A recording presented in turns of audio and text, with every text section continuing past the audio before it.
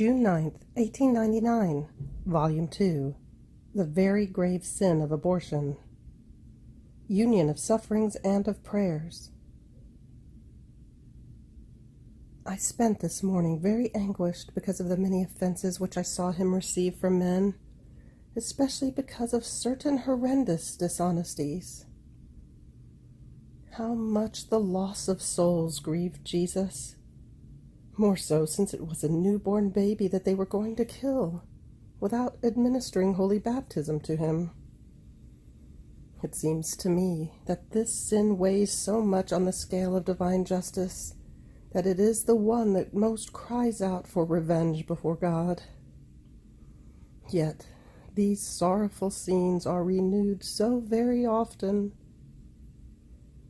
My most sweet Jesus was so afflicted as to arouse pity. Seeing him in such a state, I did not dare to tell him anything, and Jesus told me, "My daughter, unite your sufferings to mine, your prayers to mine, so that they may be more acceptable before the majesty of God, and may appear not as your things, but as my own works." Then he continued to make himself seen other times, but always in silence. May the Lord be always blessed. June 9th, 1912, Volume 11. One who does the will of God and lives in his volition is not subject to death nor to judgment. His life is eternal. Feeling a little in suffering, I was saying to my always adorable Jesus, "When will you take me with you? Please hurry, O Jesus. Let death cut this life of mine, and let me reunite with you in heaven." And Jesus, "My daughter, for the soul who does my will and lives in my volition, there is no death. Death is for one who does not do my will, because he has to die to many things, to himself, to passions, and to the earth. But one who lives in my will has nothing left to die for. He is already used to living in heaven. For him, death is nothing other than setting down his remains, as one would remove the clothes of a poor one to wear the garments of a king, in order to leave exile and reach the fatherland. The soul who lives in my will is not subject to death and receives no judgment. His life is eternal. All that death had to do, love did in advance, and my will reordered him completely in me, so that I have nothing for which to judge him. Therefore remain in my will, and when you least expect it, you will find yourself in my will in heaven. June 9th, 1922, Volume 14. Jesus wants to rest in the soul. Everything in him is merciful love. As I was in my usual state, my always lovable Jesus would come very often, and sometimes he would lean his head upon mine, telling me, "My daughter, I need rest. The uncreated intelligence wants to rest in the created intelligence. But in order to find true rest, I should find in your intelligence all the glory and the contentment which all other intelligences should give me. Therefore my will wants to expand your capacity to be able to find this rest. No, I am not content if my will does not place in you all that the others should give me." Then he seemed to breathe over my intelligence, and it remained as though chained by many threads of light, for as many created minds as came out of the hands of our Creator. And each thread of light said, "Glory, gratitude, honor to my God thrice holy." And Jesus said, "Ah, yes, now I can rest. I find the return of the intelligence of creation. The created mind is fused with the uncreated mind." Afterwards he leaned his head upon my heart, and it seemed that he could not find complete rest. So he placed his mouth over my heart and breathed in it. At each breath, my heart became larger. Then he added, "Daughter, I am determined to rest. Therefore I want to breathe into your heart so much as to place in it all the love which all the rest of creation should give me. My rest cannot be perfect if I do not find the return of the love which came out from me. Therefore I want to find in this heart the love that all should give me. My volition will make this prodigy in you, and your heart will have a note for everyone, which will say to me, 'Love.'" Then he leaned his head on my heart again and rested. How beautiful it was to see Jesus resting. Then he disappeared and came back. And now he wanted to rest on my hands, now on my shoulder. It seemed that he wanted to see whether all of my person was fit to let him rest. Afterwards he added, "My beloved, how much love I feel for you! All the love which I should give to others, and which they refuse, I concentrate in you. In you I hear the echo of my creative word, 'Let us make man in our image and likeness,' and I see the fulfillment of it. Ah, our will alone will make man return to his first origin.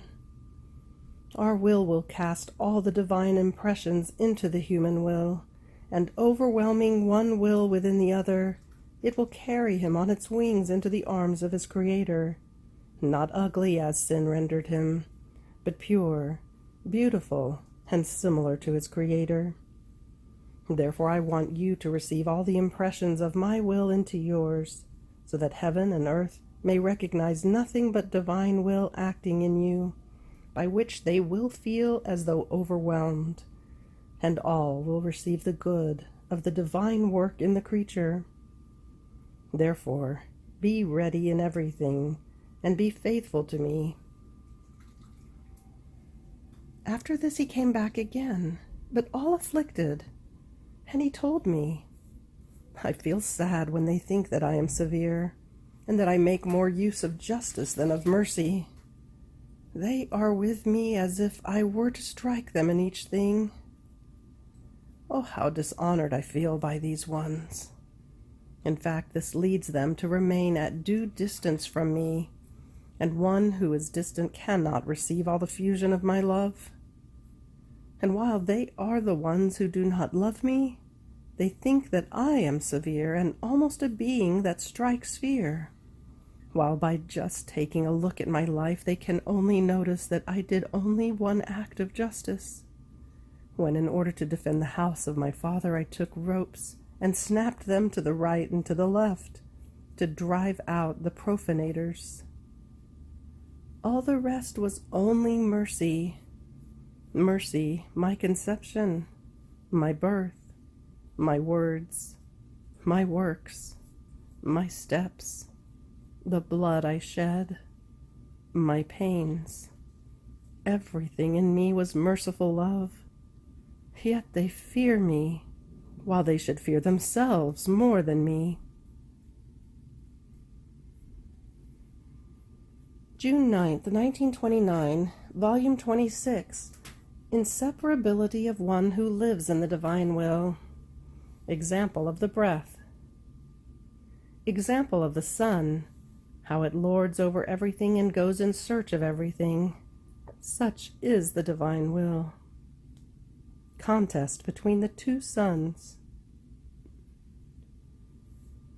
My abandonment in the divine fiat is continuous, and its light eclipses my little intelligence so much that I can do nothing else but think now about one truth, now about another, concerning the divine will. And the more I think about it, the more beautiful and majestic it makes itself before me, and with an unspeakable love, more than a tender mother, it opens its womb of light and delivers a birth of light to enclose it in its little daughter. Now, while I was in this state, my sweet Jesus told me, "My daughter, each breath is the life of the next one that follows, so much so that as one is about to release one breath, Before it is emitted completely, it calls for another breath. So it can be said that the breath has its life and gives life to the creature because it is continuous. They are so united and close among themselves as to be inseparable. And so also for the beating of the heart. One heartbeat calls for the life of the next heartbeat, and the continuous beating forms the life. So much so that if the breathing and the beating cease, life no longer exists. Such is the soul who does and lives in my divine will. Her identification, her closeness with it, is such and so great, more than are breaths and heartbeats close among themselves. Therefore the acts done in my divine fiat are like many breaths or heartbeats that the creature does in God, in such a way that she becomes the divine breathing, and my fiat forms her breathing. So it is life that they mutually exchange to form one single life. Therefore the acts done in our divine will are inseparable from us, and we feel the contentment of breathing our work and of feeling as our own the work that has come out of us, and of letting her live in our house, and so close to us as to breathe her very breath. Then I continued doing my acts in the adorable fiat, and my always lovable Jesus added, "My daughter, from the height of its sphere, the sun extends its great wheel of light and embraces the earth, giving it the life of its effects of light, so as to make it germinate. It gives the kiss of life of its light to each plant, to each flower, to each tree, so as to impress upon each plant, for some the life of fragrance, for some color, for some sweetness. It wants to give its embrace and kiss of life to all. It denies itself to no one. It does not reject whatever the thing might be, even the tiniest blade of grass. On the contrary, wanting to act as a queen who wants to pour herself out, the light itself goes in search of all. It wants to recognize everything so as to form in all things the life that is needed for each plant. It would not feel itself queen, nor the right to be queen, if its light did not give its life to everything. So much so that in its great wheel of light it encloses everything, and it seems that all lap up the life, the beauty, the variety of colors, the growth, from the light of the sun. Nor does it skip over the sea, the rivers, the mountains, to form in them its silvery tints, and the horizon of gold and of silver in the background behind them. Oh, how the sun lords over everything with its light, but not in order to oppress or do harm to anyone, rather to vivify, to embellish, and to give itself as life of everything. It seems that, in its mute silence, it says to all, "How much I love you! My love is as vast as my great wheel of light. My love for the earth is substantial and full of life, nor do I ever change. From the height of my sphere I am always at place to embrace it, love it, and give it life. Therefore the earth lives within the great wheel of its light, and each thing keeps its mouth open in order to receive the life of the effects of the light of the sun. Oh, if may this never be, the sun could withdraw from the earth, or the earth could oppose receiving the goods and the life of the light of the sun. There would be no daylight, but perennial nighttime, and the earth would remain without life, without color. Sweetness would not exist, more than squalid misery. What a dismal change! What terror would the earth become! Such is my divine will, more than sun for creatures. In its endless great wheel of light, it goes in search of everyone, to make itself be recognized, and to form in each creature its life of beauty, of sanctity, of light, and of infinite sweetness. It wants to destroy all bitternesses, uglinesses, miseries in them, and with its kiss of life breathing over them. It wants to transform them into what is good, beautiful, and holy. But alas, the sun created by my Fiat does so many prodigies for the earth, and with its own unique majesty it lays over it its mantle of light, of beauty, and at each of its touches it gives the life it possesses to each plant. And my Fiat remains with the sorrow of not being able to communicate the goods it possesses and its divine life to souls, because they oppose receiving it, and do not want to lap up the light of my volition. And therefore they are like the earth, if it could oppose receiving the light of the sun, in full night-time, squalid, weak, and many of them are terrifying to look at. My divine will is pregnant with so many divine lives, of so many beauties, and of so many goods that it wants to give to them. It would want to pour its own self out in order to enclose the creatures within its womb of light, and make of each of them a prodigy of sanctity, of beauty, one distinct from the other, to form its heaven on earth. But the human will opposes it, and my Fiat feels the intense pain, more than a mother when she cannot deliver her child to the light. And so this is why, my daughter, my divine will wants to make itself known. It wants to form its kingdom, because these children, belonging to it, will live voluntarily within and of its light. They will remain with their mouths open to receive its kisses, its embraces, and its affections, in order to form its divine life in them. Then, yes, will the prodigies that my volition knows how to do and can do be seen. Everything will be transformed, and the earth will become heaven. And then the sun that is there under the vault of the heavens and the sun of my eternal volition will hold hands. Even more, they will engage in a contest to see that one can make more prodigies. The sun for the earth, and my will for souls. But my will make greater display, so much so as to form a new enchantment of prodigious beauties never before seen, for the whole of heaven and for all the earth. End of June 9th. Fiat.